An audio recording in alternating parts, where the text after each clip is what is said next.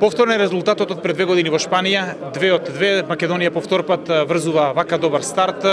Кога ќе ги анализираме овие два надпревари, ќе остане резултатот и брилјантниот настап вчера и резултатот денес. Па така, втор пат поред отвараме со 2 победи, сепак мислам дека овој пат е многу потежок противник, со противник за повисок класмент, мислам на екипата на Тунис. Сепак треба да бидеме задоволни од првиот ден, од вториот не баш нормално.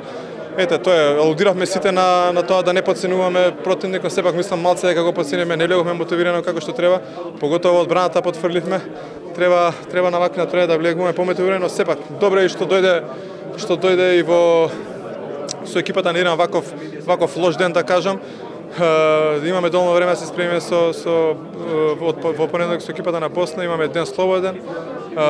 Добро да се спремиме, да истренираме како што треба и да влеземе максимално во тој дел.